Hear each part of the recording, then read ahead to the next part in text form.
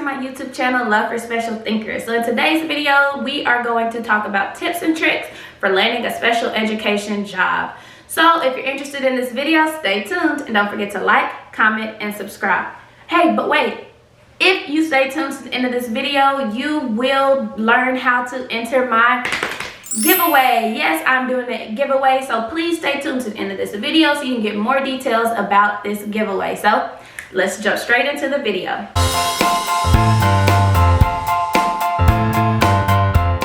Alright guys, so to start off this video, I'm going to give you kind of 4 general interview tips as far as interviewing for a special education position. So these 4 general tips will help you, I think, with any special education interview. And the first one, I think, is just general if you are interviewing for any teaching position, but that is to be professional.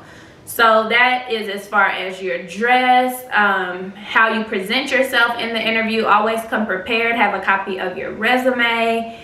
Have a copy of your portfolio if you have one, with lesson ideas, cover letters, all of that. If you're going to an in-person interview, it is very good to have all that stuff ready and make sure that you are dressed professionally.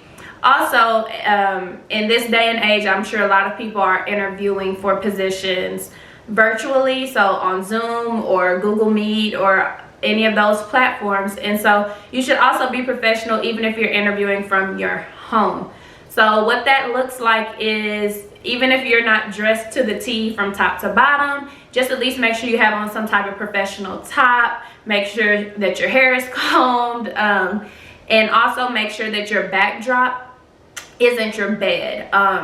And I know, you know, people have limited space. I'm not saying you have to set up like a whole backdrop in the office area and all of that. It should just look like you're sitting up, willing and ready to listen and to be prepared and to go for it for this interview. It should not. So tip number 2 is to tailor your answers to the type of special education position that you are interviewing for. So we all know that special education has many different realms. You could be a self-contained teacher, you could be a preschool special education teacher, you could be an inclusion resource teacher, you could be a behavior classroom, an autism classroom. There are so many different types of special education positions. So please make sure before you apply and interview for the position that you go on that district's website, research what type of students you will be servicing, research the demographic, all that good stuff, because that will help you tailor your answers to that specific type of position that you are interviewing for. Tip number 3 is when you are interviewing for a special education position, it is very important to speak to the fact that you want these students to progress, because there has been many of instances where a lot of people say, well, I didn't know what I signed up for, these students can't do anything, and so on and so forth. But when getting into special education, you have to realize, like I said in my previous video, that sometimes progress is small and may come at a slower rate, but progress will happen. So when you get a chance to in your interview, be sure you speak on that you want to, and that you're willing to see these students progress, no matter how long it may take, no matter how much work you have to put in, that you're willing to see these students progress, because that's just extremely important when teaching special education. And that goes into tip number 4, that it is extremely important for the people who are interviewing you to see that you have a passion for not only kids, but a passion for students with special needs. So your passion for why you want to teach special ed should come through in your answers. If you want to tell a story about somebody you helped growing up, you know, in high school, and like PE partners or something, that's always kind of fun to hear. If you have a relative with special needs, or if you've been teaching special education and you gravitated towards a certain student, speak to that. But we really want to hear your passion for students and your passion for students with special needs. You should speak on to how the students excite you, how the students motivate you. You should just speak on how fulfilling it would be to be a special education teacher. So it's very important for the people who are interviewing you to hear that you have a passion for special education students. So the next part of this video, I will be giving you some questions that you will most likely be asked in a special education job interview. So the first thing that I think that when interviewing for any special education position, you will be asked about differentiated instruction. So a question could be, how would you differentiate instruction to facilitate the needs of your students?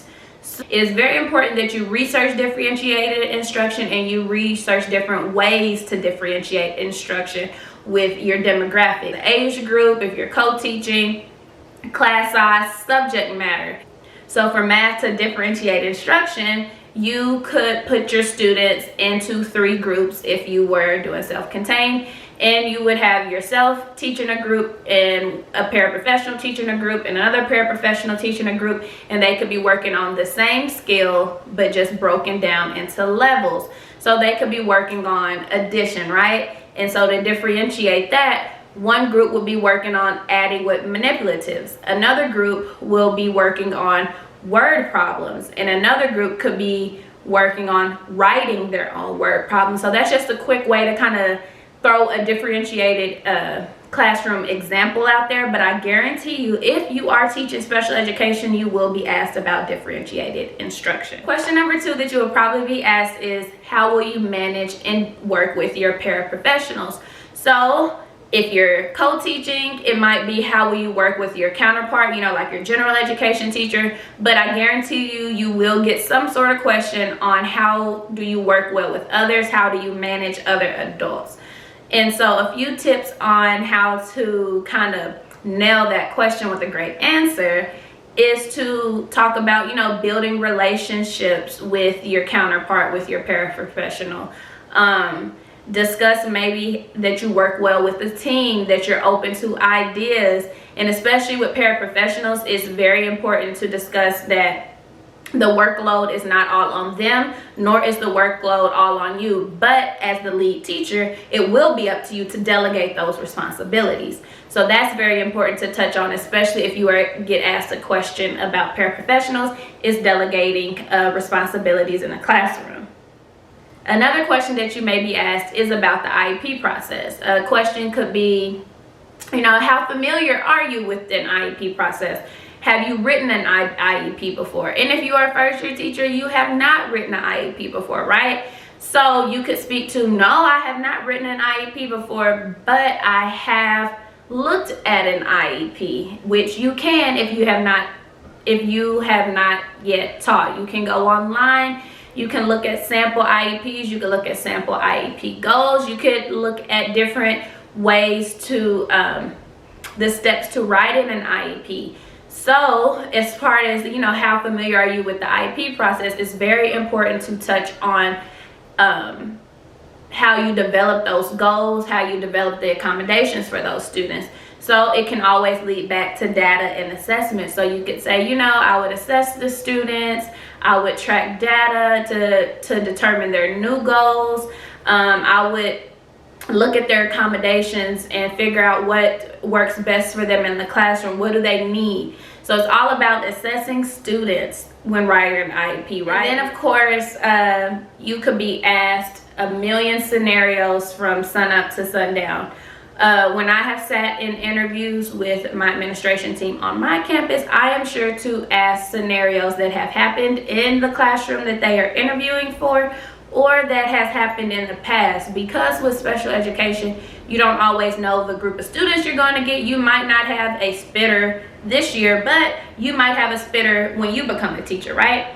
So it's just very important to throw different scenarios out there. And I always, when I'm helping interview, I always say, this isn't to scare you, this isn't to scare you away. But with teaching special education, things may happen. So how will you handle the situation? It'll be a lot of how would you handle. So, how would you handle it if a student is hitting you? How would you handle it if a student spit on you? You might be asked, how comfortable are you with students who need assistance toileting? How comfortable are you with students who need assistance feeding? So all of that could be thrown into your interview, and it's important to be very, very honest. And if you aren't comfortable with it, be honest, because if you say you are and then you go and get that position, then you have 3 kids who need toileting, you will hate your job. You probably won't do it. It'll be all on your paraprofessionals, then they'll report you to admin. It's just like a spiraling effect. So just be honest if you're not comfortable with certain things. The last question that you will be asked on a special education interview will probably be, how do you handle stress?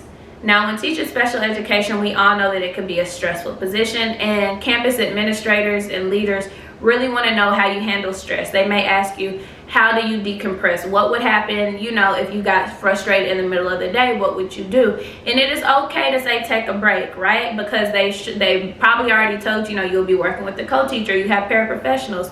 So when tailoring that answer, just be sure to be honest and say, like, I've said it before, like, I would tell my paraprofessionals, hey, can y'all handle this? I'm going to go take a 5-10 minute break.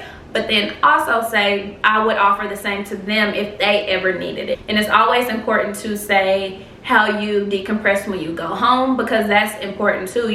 Oh, well, I work out every day when I leave work, or it's just very important to know that the person who they are hiring to teach special education has a calm spirit and can handle stress and knows how to decompress when things get extremely stressful.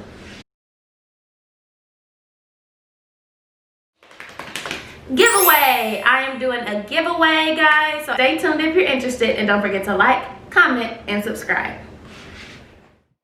All right, guys, it is giveaway time. I'm giving away a $15 Amazon gift card to one of my subscribers and supporters, just to say thank you. So to enter this giveaway, all you have to do is subscribe to this channel, follow me on Instagram, Love for Special Thinkers, and be sure to comment under this video. Tell me about your first teaching position, and that's it, and you'll be entered to win the giveaway. So once again, thanks for watching, and I'll catch y'all next time.